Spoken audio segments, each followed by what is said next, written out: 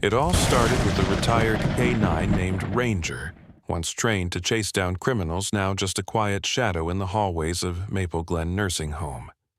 Until one night, he stopped at a locked door and refused to move. What Clara, a young nurse, uncovered behind that door would expose a system built on silence and forgotten lives. If you believe in stories that shine a light where no one dares to look, don't forget to like and subscribe, because this one will stay with you long after it ends. Maple Glen wasn't the kind of place you expected odd things to happen. It was the kind of elder care facility where the lawns stayed mowed like clockwork.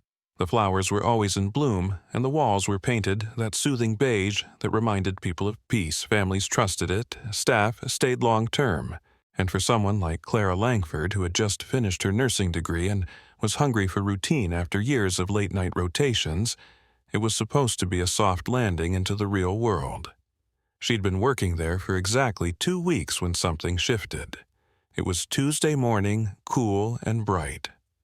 Clara was walking Ranger, their golden retriever therapy dog, down the main hallway for his usual rounds.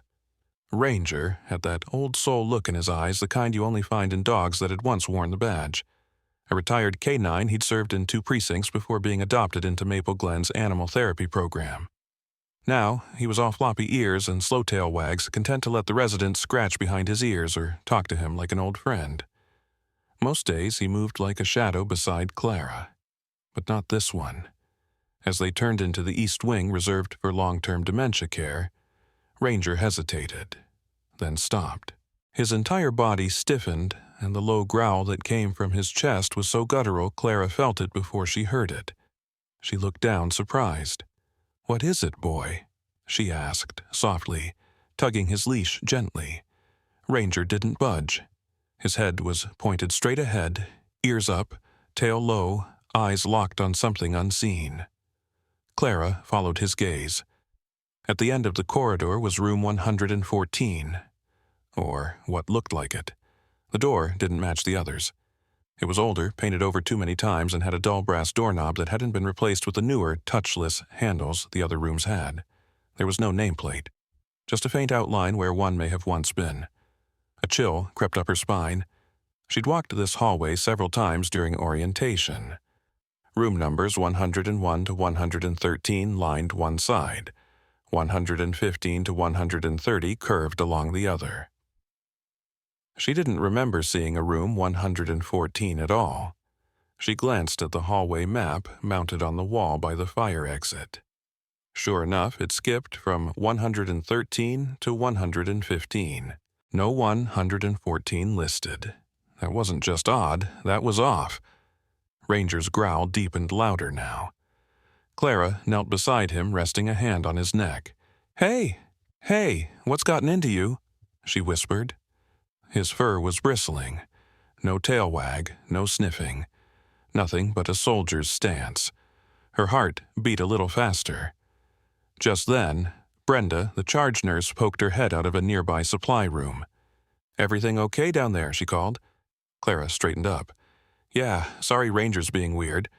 Brenda's eyes flicked toward 114, and for the briefest second something passed over her face. Tension. Recognition. Then it was gone. She gave a tight smile. "Don't hang around that door too long," she said, voice lighter than her eyes. "That section's closed off. Maintenance issues?" Clara nodded, forcing a smile. "Got it." But as Brenda walked away, Ranger kept staring. Even when Clara tugged at the leash gently, he resisted. Finally, she gave a light command heel, and he reluctantly turned with her. They continued the rest of the rounds in silence, but Clara's mind stayed behind.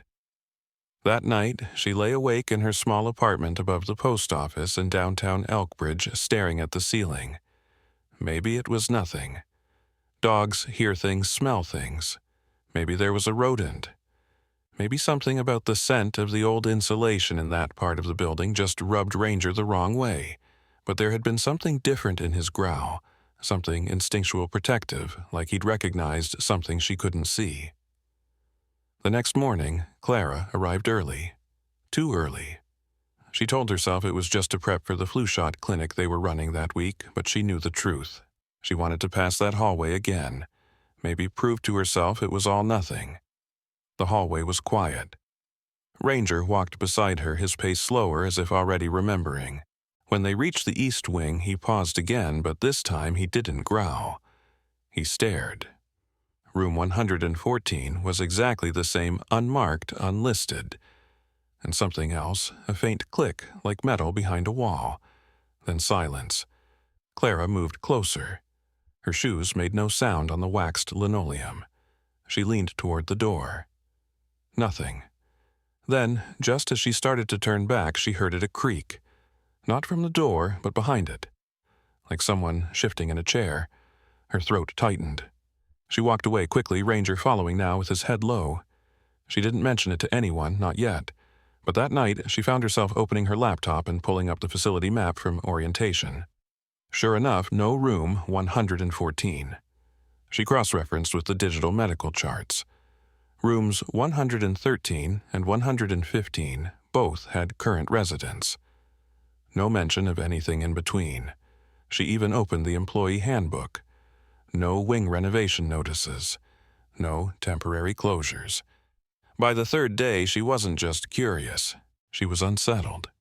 Every instinct she had was telling her something wasn't adding up. And for some reason, Ranger had sensed it first. She dug out her notebook, the one she used during nursing school, to jot down patient patterns or odd details. She flipped to a clean page and wrote underlined Room 114. Not listed. Ranger growled. Brenda's face changed. Someone moved inside. She stared at it for a long time. Clara wasn't paranoid. She wasn't reckless. She believed in procedure and channels and doing things the right way, but something was wrong behind that door, and she wasn't sure she could walk away from it. Clara had always believed that hospitals and care homes carried a certain silence at night, not the peaceful kind, but the type that rang hollow like the building itself was holding its breath.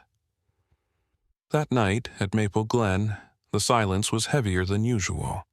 She had stayed for the evening shift to cover for a colleague, and while most of the residents had settled into their routines, pill trays delivered water glasses, filled television set to low volumes, her eyes kept drifting towards the east wing. Ranger was with her again. His leash looped gently around her wrist, padding quietly beside her like a shadow that never left. She didn't walk down that hall. Not at first. She told herself there was no reason. Her patients were in the west wing, and there were enough reasons to stay busy without poking around old maintenance zones. But around 11:00 p.m., while doing her rounds to log vitals, Clara passed the intersection where the main hallway met the east wing. And there it was. A light, faint, flickering, coming from under the door of room 114. She stopped mid-step, narrowing her eyes. No other room on that hallway was lit. No night nurse was posted down there. She stood frozen, listening. Nothing but the dull hum of the overhead fixtures. Ranger shifted, sniffing the air once, then twice, before letting out the softest of whines. "You see it too, huh?" Clara murmured. She walked slowly toward the light, heart beating a little harder with each step. When she reached the door, she bent slightly, just enough to see the strip of flickering yellow-white light bleeding out onto the floor. She hesitated, leaned a little closer. That's when she smelled it, faint metallic, not quite blood, not quite bleach. A stale sharpness like old bandages sealed in a warm drawer. It was gone as quickly as it came. She reached for the doorknob. Locked. Of course it was. She stood there for several seconds, unsure what she was expecting to happen. Ranger didn't growl this time, but he didn't relax either. His eyes remained fixed on the base of the door. She checked the room logs on her work tablet the moment she got back to the nurse's station. Room 114 wasn't listed. Again, just like before. 113 showed Mr. Delaney recovering from a stroke. 115 had Mrs. Ingram, a nonverbal resident with advanced Alzheimer's. But nothing in between. Clara clicked through the occupancy database, then the maintenance records. Still nothing. It was as if the room didn't exist. She didn't say anything until the next night. Marla, a senior nurse who had worked at Maple Glen for over 12 years, was clocking in for the overnight shift. She was a short, tough woman in her 50s with tired eyes and a kind smile that didn't quite hide her sharpness. Clara waited until most of the others had left the break room before leaning closer. "Hey, can I ask you something?" Marla looked up from her coffee. "Shoot." Clara lowered her voice. "Room 114. Is it in use?" Marla didn't answer immediately. Instead, she reached into her scrub's pocket and pulled out a pack of gum. She offered Clara a piece before taking one for herself. Only after chewing for a few seconds did she reply, "Don't mess around with that hallway, honey." Clara blinked. "I'm not." "I'm serious," Marla interrupted. "You're new. I get it. You want to make sense of everything. But some doors stay closed for a reason." Clara frowned. "But it's just weird. That room isn't on the system. But there's light. I saw it. Last night." Marla's expression didn't change. If anything, she grew calmer. And that calm was scarier than panic. "Listen to me carefully. We had a float nurse last winter. Same questions. Friendly girl, took initiative, asked about 114. 2 weeks later, she got transferred out of the blue. No warning, no goodbyes. They called it departmental restructuring. But I've been here too long not to know what that means." Clara swallowed hard. "What does it mean?" Marla leaned forward. "It means she looked too long at something she wasn't supposed to see." There was silence between them. Marla leaned back. "You seem like a good nurse. Thoughtful. Don't waste your energy on closed doors."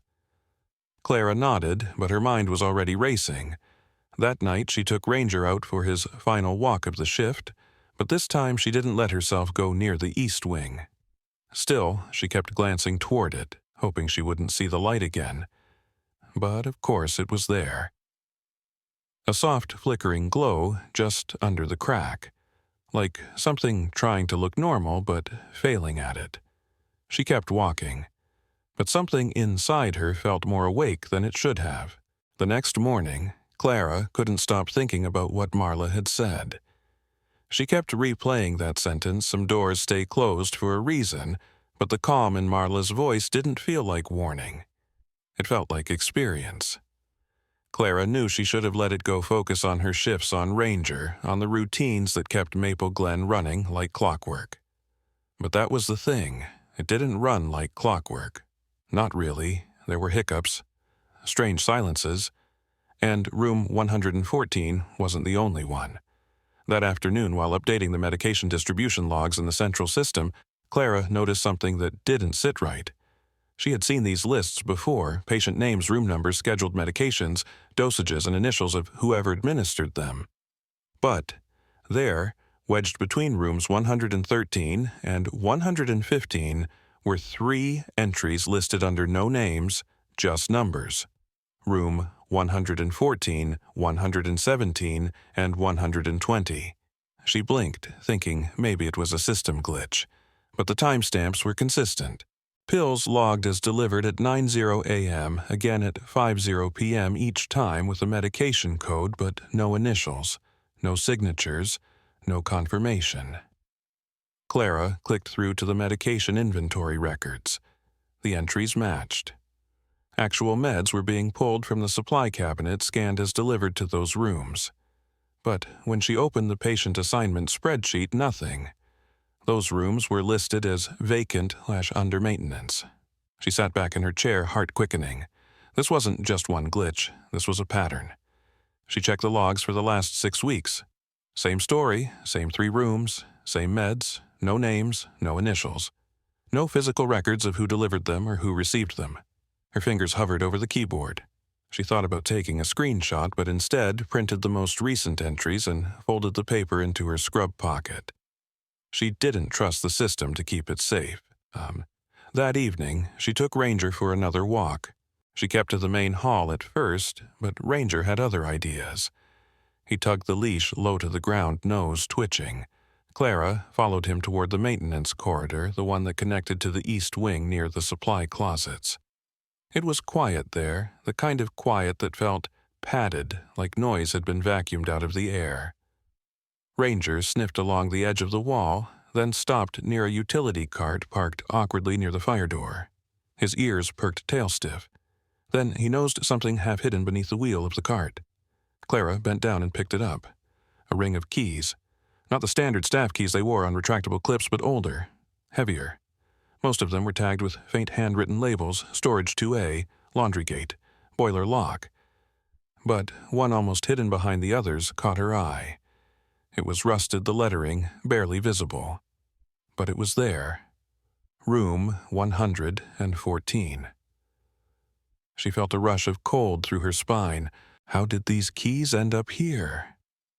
She glanced around, saw no one. The hallway was still empty. She'd slipped the keys into her pocket just as she heard a door swing open down the hall. A man in a dark green polo stepped out of the boiler room pushing an empty dolly. He looked up, startled to see her. "Oh, sorry," Clara said quickly, faking a smile. "Just walking Ranger. He gets restless." The man nodded slowly. "Sure, just finishing up." He wheeled the dolly past her without another word. She didn't move until she heard the elevator doors close. Only then did she pull out the ring of keys again and stare at the one marked 114. Something about the way Ranger kept close to her leg made her feel like this wasn't just about curiosity anymore. It was about whatever was behind that door. The key turned slower than Clara expected. It was almost ceremonial the way it clicked into place and gave way with a soft groan. She opened the door to room 114, just wide enough to slip inside, closing it quickly behind her. Her heart pounded in her chest as her eyes adjusted to the low light. The air was heavy stale, with a subtle sharpness that reminded her of mothballs and old sweat. The room was dimly lit by a dusty floor lamp in the corner, its shade tilted awkwardly, casting uneven shadows along the walls. The wallpaper was faded and peeling at the edges. A small TV on the wall displayed static, flickering with no sound. And there, in the far corner, was a man in a wheelchair. He wasn't asleep, though at first he didn't move. He sat facing the window, which was sealed shut with security bars on the outside. Clara took a step forward and the floor creaked under her.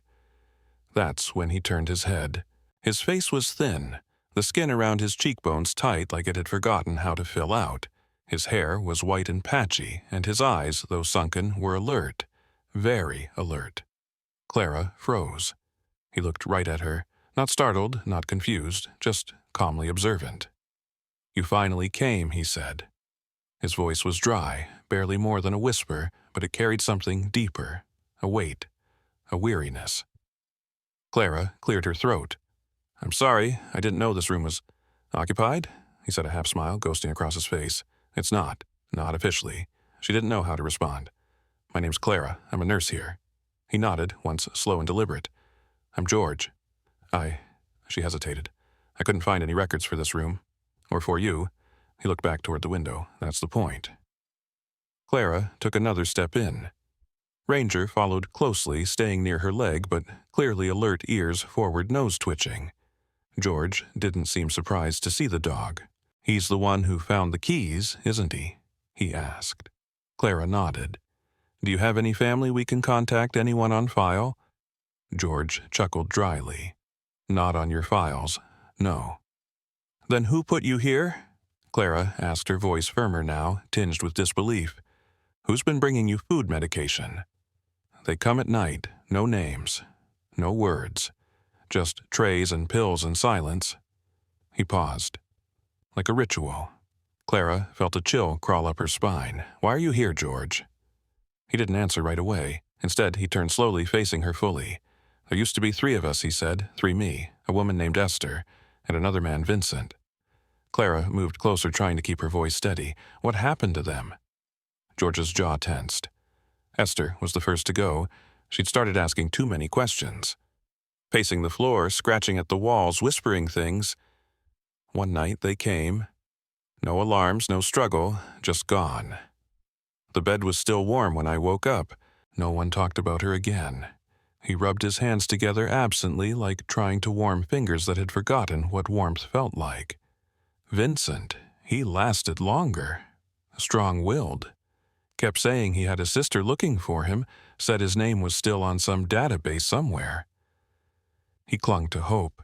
That was his mistake. And then Clara asked. They moved him. George's eyes flickered. That's what they call it. Moved. No explanation. Just another empty bed, and me left counting walls. Clara knelt beside him, heart thudding. But why, who are they? George's eyes bore into hers. You already know it's not just a care home. His voice dropped. Whatever this place was meant to be, it changed. Do you remember how you got here? Clara asked. Bits and pieces, he said. I remember being in a different facility, some kind of rehab, then something changed. I stopped getting mail. My name vanished from the nurse rosters. Then I woke up here. And the world had stopped asking. He paused. Or maybe it never asked to begin with. Clara pulled out her phone, heart racing, and began snapping pictures of the room. George didn't stop her. You'll want the drawer, he said, nodding toward the small cabinet beside his bed. She walked over, pulled the top drawer open. Inside was a notebook, old and worn pages yellowing. She opened it, eyes skimming quickly, dates, fragments of memories, strange notes, like Esther Nightlight flickered 3x, and Vincent said, Code 279 means transfer. There were sketches, too, floor layouts possible, hidden doors, lists of meds and times. Clara closed the notebook and slipped it into her coat. She turned back to George, but his eyes were on Ranger now, who had moved toward the opposite wall, nose pressed to the floor, tail low. He pawed once at a tile, then whined. George nodded toward the spot. That's where Vincent found the vent. Said he could feel cold air behind it like it led somewhere deeper. Clara looked down at the tile, heart pounding again, but she didn't move. Not yet. She needed to think, to process. Will you be safe tonight? She asked. George gave her the smallest of shrugs. Safe enough. I'm too old to be scared properly anymore. Clara turned Ranger, still pacing near the wall, that low whine back in his throat. She placed a hand gently on his head, steadying herself. Behind her, George whispered, They'll know you were here. Clara bit back the weight in her chest as she followed Ranger along the narrow floor tiles at the back of room 114. George had told her about an unfinished hallway beyond a vent cover, and curiosity now pulled her forward. She shifted the dusty cover using a small screwdriver. She carried, her fingers trembling, and revealed a cramped crawlspace. She hesitated, hearing the faint hum of hospital airflow. She remembered George's warning, they'll know you were here. But she pressed on, squeezing through the vent into darkness. Ranger padded right behind her, his low panting nearly swallowed by the hum. The crawlspace opened into a dim hallway narrow enough that pipes ran along the ceiling. A faded renovation "Do Not Enter" sign swung loosely in the draft. The corridor had scuffed walls and a single strip light flickering midway, leaking sparse illumination that stretched ahead into shadow. Clara swallowed and continued trusting the reconnaissance instincts that made her a nurse. She reached the end and discovered 3 unmarked doors, each with heavy padlocks. Numbers etched in faded paint: 115, 116, and 117. Obvious enough, yet they weren't in any official record. She approached door 115 first. It was locked tight. Gently, she slid a small key from her pocket, the one she'd found in Yi Doan. 3 labeled 114, and tried it. No luck. She moved on to 116. Same result. By the time she got to 117, Ranger stopped, his ears lifting at a faint click. Something within the room shifted. Clara froze. She didn't want to force entry. Instead, she pressed her ear to the door. Faint breathing. The realest, most cautious breathing she'd ever heard. Clara's throat tightened. She stifled a gasp. Carefully, she pressed her hand against the lock and found the cold metal. Ranger whined softly, nose at the crack. Be patient, she whispered. She tried to remember which key matched which door. The labels were near illegible. She pressed the key to the lock again. Click. It turned. Heat rushed into her ears. She cracked the door open. Inside was a makeshift bedroom thin mattress on a metal frame, an old nightstand with a half-empty water glass, and in the corner a tall camera fixed on a tripod lens angled toward the bed. And there, pale and frail, sat a woman. She was wrapped in a worn blanket, her gray hair tied in a loose bun. Her eyes were closed until she heard movement. Then they fluttered open, slowly blinking at Clara. The woman looked confused at first, then hopeful. Clara stepped inside. "It's okay, I'm not here to hurt you." The woman's lips trembled. "Who are you?" she whispered. Clara hesitated. "I'm Clara. I work here." The woman's eyes widened. Not officially." Clara nodded. "Can I help you?" The woman closed her eyes and said softly, "June." Clara offered her a reassuring smile. "June, do you have family? Are you on file?" Tears gathered in June's eyes. She shook her head. "No one knows I'm here." Clara knelt beside her. Ranger stood alert by the door, watching steadily. Clara noted the camera again, odd for a nursing home room. "They watch me," June said, voice trembling. "I don't know. Time?" Clara swallowed. She placed a hand gently on June's. "Can you tell me what happened?" June's breathing rattled as she tried to speak. It was supposed to be rehab." She hesitated. "Then they said I wasn't ready to leave." Clara asked softly, "How long have you been here?" June's face closed. It's been years." The room felt smaller now, shadows thicker. Clara spotted a notebook on the nightstand, no name, no records in the pillbox. Her heart slammed. This had become real, not secrets or rumors, actual people locked away without records or care. Ranger stepped closer, nudged June's bare foot. June clutched the blanket. Clara opened the notebook. Inside were dates visits from someone, notes like 2:0 p.m. food medication, 7 p.m. No signatures. No supervision notes. It was the same pattern, the same system that had masked George. She slipped the notebook into her coat. Deftly, she scanned the hallway behind her.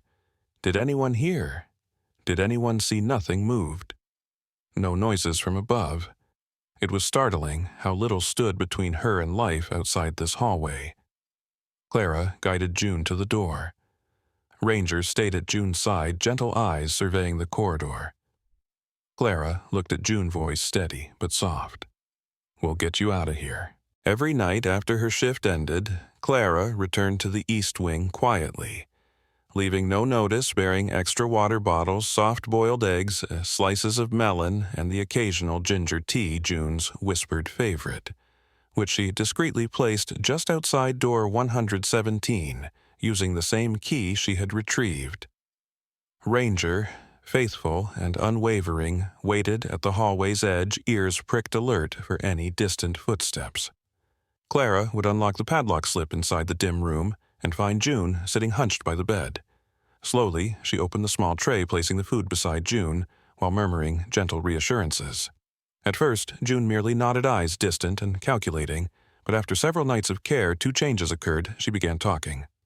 First, through hesitations. "Thank you." Then in fragments, not sick enough." Finally, under warm lamplight, she whispered firmly, "I was never registered. I was never actually admitted." Clara stared at her, heart pounding with the rush of vindication mixed with dread. That admission confirmed her suspicion this wasn't neglect or mishap.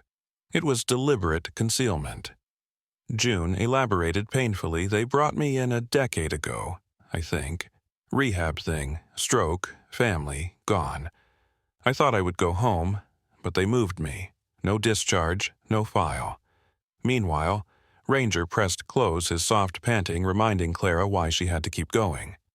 June looked up with a vulnerability that stung Clara's resolve. "I just disappeared," June said. Clara gently pulled out her phone, taking silent notes, ensuring no trace left by her actions. Over those nights, the pattern deepened. Food and water delivered June's story, unfolded, and Clara's sense of responsibility swelled, fueling her resolve. One evening, after securing June's meal, Clara returned through the narrow crawl space. She emerged into the back corner of room 114, where she found George waiting, his pale face lit from overhead lamps. He set his hands on Clara's shoulders softly. "You saved her," he said. Clara touched his quivering hand. I couldn't just leave her. George nodded. I owe her that. He fumbled for an envelope, slipping it under the pillow of the hospital-style bed. Here, he said in a low voice, when you get a chance, take it. Clara felt the envelope, its edges crisp as though hastily trimmed. She closed the vent, careful not to drop a screw, and retraced her steps to the nurse's station without opening the envelope. Knowing she carried both hope and danger stoked every nerve in her body. The next morning, she waited until the afternoon lull, then examined the envelope. Inside, she found a faded business card, Nathan Hale, private investigator, former federal affairs whistleblower specialist, and beneath it, a handwritten note, if anything happens, reach him. They watch. They listen. Clara stared at the note, her pulse racing. No doubt she had crossed a line. She had discovered room 114 freed June's voice, and now held a lifeline in case the house of cards crumbled. She'd slipped the note into her pocket and grabbed her tablet. She scrolled through care logs, medication schedules, all the same evidence she had printed before, and she added June's diary entries, her own schedules, when she delivered supplies. She felt the gravity of her role. She was no longer a silent witness. She was a guardian. Ranger rested against her leg as she closed the tablet, resolve hardening. Tomorrow she would return to June, and soon she would need to reach out to Nathan Hale, but not tonight. Tonight she would rest, but tomorrow, Clara stared at June's pale face under the flickering lamp, convinced by gut instinct, more urgent than any medical chart, June was wasting away both physically and emotionally, and if she stayed behind that locked door, she would disappear completely, just like Esther or Vincent. She thought of George's warning, "They'll know you were here," and weighed it against the trembling trust now shining in June's eyes. Clara's hands shook as she scanned the cramped room for possibilities. Behind the bed, she noticed a ventilation grate 3 slats wide and low enough for a person to squeeze through. She exchanged a glance with Ranger-determined colleague in this quiet rebellion. Carefully, she lifted the grate with the flat screwdrivers she'd brought that night, prying it free enough to open. "June," she whispered, voice soft but resolute, "we're going out tonight." June blinked confusion mixing with hope. She stood on wobbly legs, grabbing Clara's hand. Clara guided her gently through the crawlspace, Ranger sniffing ahead and nudging June when she slowed. The air felt cooler and hungrier for them as they navigated shadows and low ceilings. When they reached the other end, they climbed out just inside an old supply closet near the staff break room, one of the few places with residual night lighting. Clara crouched by the door, listening. Down the corridor, she could hear distant, quiet footsteps. Were they late-night aides, or someone who patrolled this wing? She pressed her lips together and whispered, "Find cover." Ranger backed into the corner, evergreen alert. Clara guided June forward, and the three crept toward the maintenance hallway that led to the old storage yard behind the building. Clara had memorized the route code. Her shift app told her the door unlocked after hours with certain security badges, but she hoped Ranger's distraction would be enough.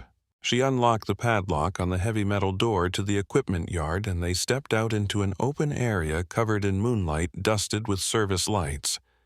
Behind them, Ranger paused, ears forward, and then guided them toward the rear fence. June moved slowly, clutching Clara's arm, breaths shallow but steady. Clara thought of George waiting behind that sealed door and felt her resolve flame stronger.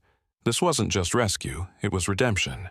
They reached the chain-link fence topped with razor wire, but behind a corner bush she'd found duct-taped a small opening likely made by maintenance staff when they repaired the generator. She tugged June through feet, scraping against gravel. Ranger darted first alert and bounded out onto a back lane that led away from the property. Clara helped June behind Ranger and followed.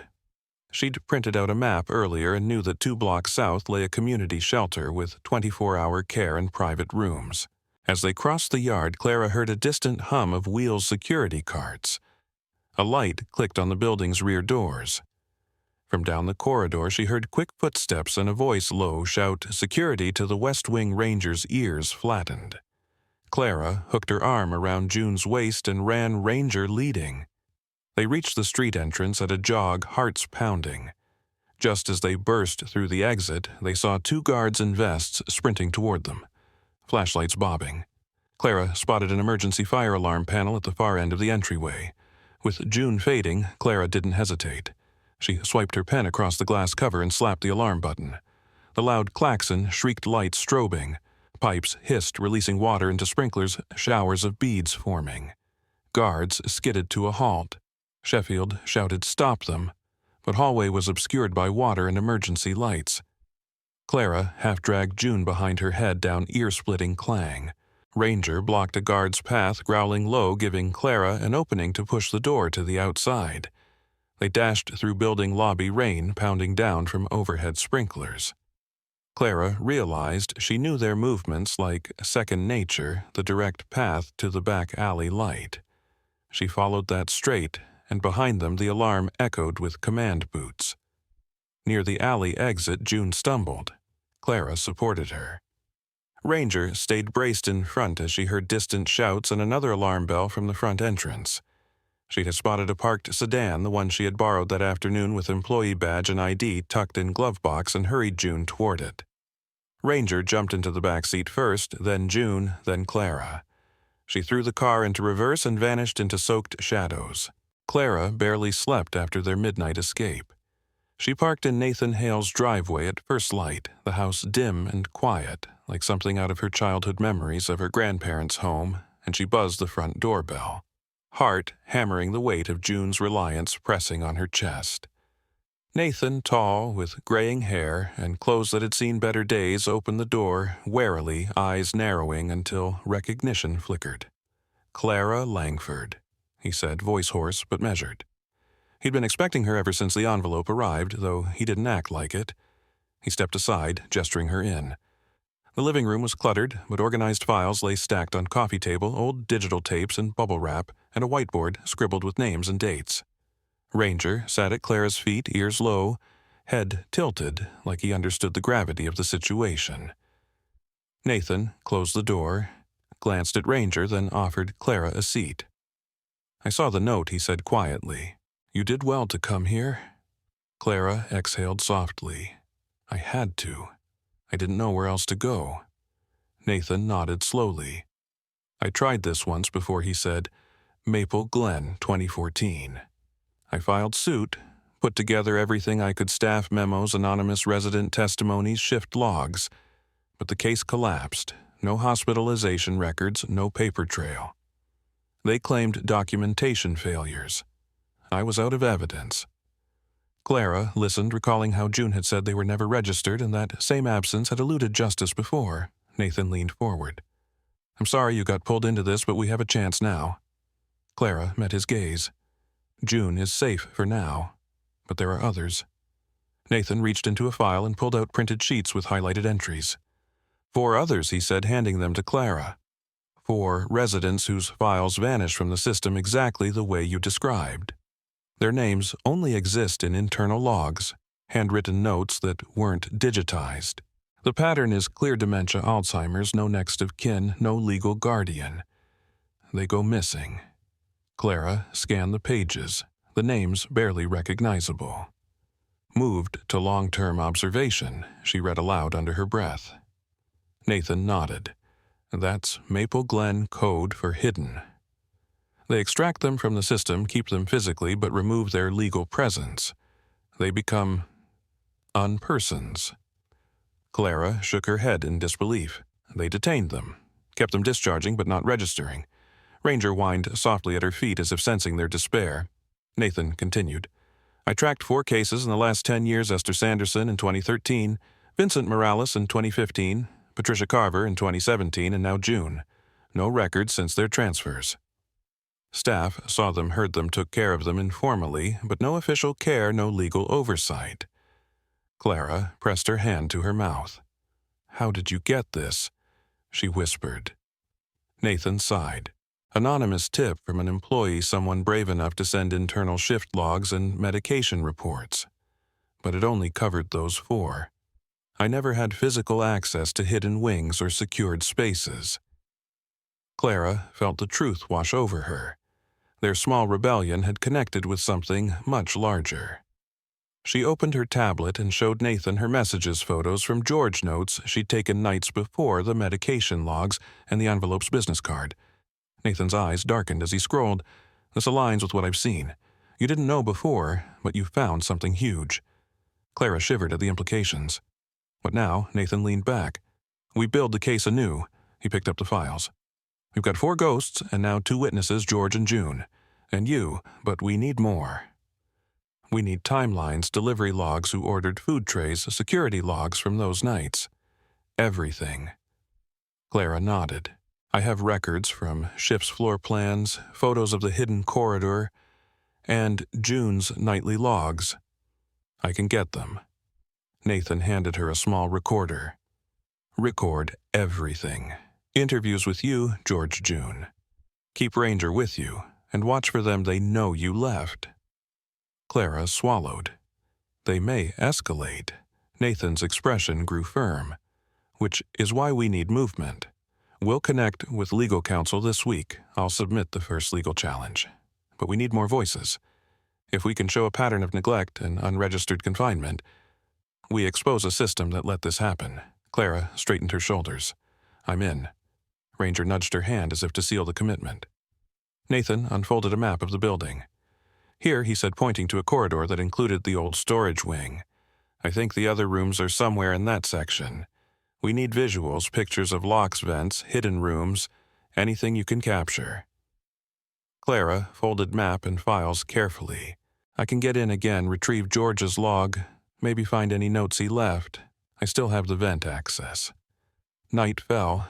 She drove Ranger and June to a safe house Nathan arranged, the first of what she hoped would be several. She checked Ranger's collar tag again, thinking of how he once sealed her decision with a nudge in a dark corridor. She placed the files and recorder between the seats, her pulse steady with purpose. She felt for the first time the transition from nurse to investigator, from silent witness to instrument of justice. Clara whispered to Ranger in front seat, "We're not done yet." The city lights blurred outside as they drove into the night, the faint hum of possibility rising with each mile. That Friday, under a gray sky heavy with rain, Clara, Ranger, and Nathan returned to Maple Glen late in the afternoon, posing as maintenance auditors commissioned to review old patient files for compliance. They arranged access with a friendly intern Nathan had contacted earlier, someone with enough clearance to open the archive's door, but no reason to question their presence. Inside the dim windowless storage room, metal shelves stretched floor to ceiling with rows of accordion files, binders, and cardboard boxes labeled with years 2008 through 2018. Fluorescent lights hung overhead, their hum magnified in the silence. Ranger sat alert at Clara's feet, while Nathan held a clipboard reviewing an inventory list. Clara inhaled dusty air and began scanning labels on boxes that corresponded to the years the other missing residents had vanished. Nathan pointed to a box labeled 2010 to 2012, patient records, dorm. Clara extracted the box and opened it gently, spilling out yellowed papers. They sifted through nameplates until she found a typed proposal stamped with the Maple Glen letterhead, Internal Policy Memorandum, Confidential. She read it aloud. Recommendation: establish separate long-term holding rooms for residents with no legal guardians or family ties. Purpose: reduce administrative overhead and financial obligations associated with discharge processing, external reporting, and third-party audits. She looked at Nathan. His eyebrows knitted. They literally designed a program to hide people, he said quietly. Ranger whined softly, as if acknowledging the injustice. Clara turned pages and found cost analysis tables labeled projected savings, holdover residents. Charts showed predictable cost reductions if the so-called holding program maintained occupancy at 5 and 10 unregistered residents at any time. Nathan shook his head. This isn't a mistake, this is a system. Clara's jaw tightened. She scanned further in the box until a sheaf of transfer forms for unnamed patients appeared, stamped movement internal only. The dates aligned with those 4 missing names. Nathan pulled out a small field notebook and wrote these details, while Clara photographed everything. Suddenly, Ranger growled. Clara looked up to see a security camera lens glinting from the ceiling. They froze. Nathan put down his clipboard and nodded. Clara whispered, "We're done here." With all originals returned and files roughly realigned, they slunk out of the archives. After exiting, Nathan led them into his parked SUV. They drove to a nondescript cafe where June waited pale but resolute, accompanied by George in the back seat. Ranger stayed in the front. Clara handed June a manila envelope containing copies of the internal memo and the cost charts. June's eyes filled with tears. "I did the accounts," she whispered shakily. "Maple Glen hired me in 2009 to update their ledgers. I processed some documents then. I had the stroke." She paused, staring at her tremulous hands. "When I came to, they told me I was off the roster. The system lost me. I thought it was an admin glitch. I kept asking to go home." No one answered. June's voice cracked. "I was employee number 2043, not a resident number." Nathan nodded. "You became a liability because your name was still in payroll categories. They decided to hide the liability." Ranger whined again as if protesting the cruelty. Clara reached across the table, taking June's hand. "But you have your identity back now." George cleared his throat. "They followed their policy. They didn't see you as a person."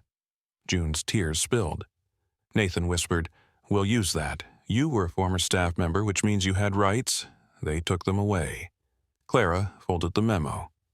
"We'll ask June to record her testimony, staff ID, stroke change of status, no medical follow-up. Then we'll link it to the internal memo, cost analysis, and missing patient list. That's the smoking gun." George nodded. "It's time." Nathan opened his laptop and began typing the first draft of a complaint under elder care abuse regulations. Clara leaned back, exhausted but hopeful. Ranger ducked his head between her legs as she scratched behind his ears. Outside, the rain eased. The cafe lights blurred in the wet window. They had found the names behind the unpersons, the policy that created them, and the personal story that anchored their case. Clara thought of Maple Glen hallways, George and June's silent suffering, the horrors they'd uncovered. Now they had the proof. Clara stepped into the quiet courtroom, feeling the hollow echo of her footsteps on polished wood floors. The early morning sun filtering through high windows, illuminating dust motes, and the anticipation in the air. Her hands shook slightly as she approached the witness stand, Ranger seated solemnly at her feet, his eyes calmly watching the assembled judges and counsel. She remembered the sequence that had brought her to this moment, the hidden corridor, the locked room, the rescued souls, and the careful work Nathan had done to assemble files, memos, photos, and camera footage. The room hushed as the presiding judge, Elaine Harding, called the session to order and asked Clara to state her name and occupation. She declared clearly, "My name is Clara Langford, and I am a registered nurse formerly employed at Maple Glen Care Facility." She then laid bare the first piece of evidence, a photograph captured by Nathan from the hidden archive hallway showing 6 padlocked doors labeled 115 to 120, abandoned in official records but clearly in use. She described how Ranger had frozen at room 114 for no reason any dog should. The judge nodded as Clara produced the internal memorandum she and June had unearthed from the storage boxes dated 2011. Recommendation: establish separate long-term holding rooms for residents with no legal guardians or family ties to reduce administrative and financial burden. Clara's voice rose gently but firmly as she explained that such rooms weren't mentioned on any official blueprints or floor plans, that patients in those rooms received medication and food but were never registered. She presented June as a living example, once an accountant at the facility who remained quietly in those rooms after a minor stroke erased her place in the system. She described George and the missing names Esther, Vincent, Patricia, and detailed how each had vanished under euphemisms like transferred or lost to follow-up. The judge watched every slide, the images flickering of illegible hall credentials and medication logs without initials. When Clara described her own nightly visits, Ranger shifting to stay closer when they passed 114, the courtroom remained stunned. The defense counsel rose to object, calling it hearsay, emotional subjective. The judge overruled them, stating that Clara's records, combined with documentation prepared by Nathan, including security camera stills of padlocks and hidden vents, constituted direct proof. Nathan then submitted the recording of a security feed showing Ranger stopping in front of 114, refusing to move, and then pulling Clara back toward the corridor. Details, he said, reflected an instinctive recognition of something wrong. Ranger sat quietly, chest rising and falling, as Nathan explained that the dog's reaction was consistent at every round, and that Clara had followed protocol before investigating further. Clara returned to the stand, clearing her throat. She described the design behind the hidden rooms as covert elder care confinement without oversight, emphasizing that the purpose was to eliminate administrative burden at the cost of human dignity. She spoke of June's rediscovery of her own identity, urging the court to consider not just policy failures but moral ones. The gallery remained still, tears pressed behind many eyes. Ranger remained as witness, an unlikely yet compelling reminder that truth sometimes arrives on four paws. The judge thanked Clara, then adjourned to consider evidence. Clara knelt gently, scratching Ranger behind his ears, and whispered, "You did it." The next day, the verdict spanned the front pages of local news. Maple Glen was found liable on multiple counts: unlawful confinement, elder abuse, falsified records, lack of informed consent. The court awarded June and the estates of the missing 4 significant damages and ordered immediate state oversight of the facility, plus criminal referral for several administrators. Ranger was mentioned in the legal findings as a critical witness whose refusal to ignore wrongdoing forced a deeper investigation, and the judge formally recognized him as a special witness, awarding the dog a framed certificate for guiding the path to truth. Clara and June received compensation and legal support for relocation and care. After court, local authorities arrived at Maple Glen to secure documents, re-interview staff, and escort independent inspection teams.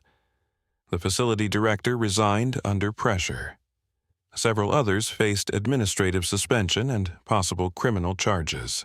Clara stood outside the courthouse steps holding June's hand, Ranger seated between them. Nathan hugged Clara as she wept softly, and Ranger let out a soft bark that drew smiles from passers-by. Cameras flashed, but Clara looked down at Ranger and June instead. Over the following weeks, Maple Glen initiated reunification efforts, contacting families of residents who had disappeared, though most records were gone. Investigations continued statewide into similar facilities. Clara returned to nursing at a community health clinic with Ranger the therapy dog by her side, both wearing modest but real recognition pins from the court. She visited June in her new apartment, a cozy 2-bedroom funded by settlement, and watched her fill notebooks again, this time of memories rather than secrets. One evening, Clara sat on June's new balcony, holding Ranger's leash as he slept in the chair beside her. June closed her journal. "I remember you found me," she said softly. Clara nodded, sliding her hand to rest gently on August fur. "And you kept your name." Ranger fluttered an ear and let out a barely audible whine. Clara smiled. "Truth took a while, but we did it." Dawn crept over the skyline, and Clara realized this wasn't the end of the story, it was a beginning for many. For justice, for elder dignity, and for a dog who showed the way. If this story moved, you don't forget to like and subscribe so you won't miss what comes next. What part struck you the most? Was it when Clara opened the hidden door, or when Ranger refused to move? And by the way, where in the world are you watching from? Drop it in the comments. We'd love to hear your thoughts.